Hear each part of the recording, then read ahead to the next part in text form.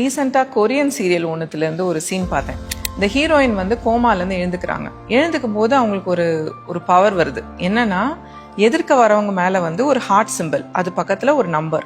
அவங்களுக்கு எவ்வளவு இவங்க மேலே கேர் காமிக்கிறாங்கங்கிற குறிப்பிடுறது அந்த நம்பர். ஸோ முன்னாடியே பாய் ஃப்ரெண்ட் உட்காந்துட்டு இருக்காரு. பார்த்தா அந்த ஹார்ட் சிம்பிள் பக்கத்தில் 9ன்னு இருக்கு. இவங்களுக்கு ஒரே சந்தோஷமாயிடுச்சு. அப்பா, என் பாய் ஃப்ரெண்ட் எவ்வளோ லவ் பண்ணுறான்னு 9 out of 10 இருக்கு அப்படின்னு. கொஞ்ச நேரம் கழிச்சு வந்து ஹை ஸ்கூலில் வந்து ஒன் சைடடாக வந்து இவங்களை லவ் பண்ண ஒரு பையன் வந்து வரான். புக்கெல்லாம் எடுத்துகிட்டு வரும்போது பார்த்தா 90 இருக்குது அந்த ஹார்ட் சிம்பிள் பக்கத்தில். அப்போ தான் இவங்களுக்கு தெரியுது, it's out of 100 the mark, not out of 10ன்னு.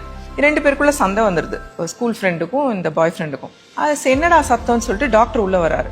Doctor தலை மேலே ஒரு ஹார்ட் போட்டு 30 இருக்கு. இவங்களுக்கு ரொம்ப டிசப்பாயிண்ட் ஆயிடுது. டாக்டர் கூட 30 இருக்கு, தன்னோட பாய் ஃப்ரெண்ட் வந்து வெறும் 9 தான் நம்பர் இருக்கு அப்படின்னு. இந்த மாதிரி ஒரு டூல் நம்ம எல்லாருக்கும் இருந்தால் நல்லா இருக்கும்னு நினைக்கிறீங்களா இல்லையா?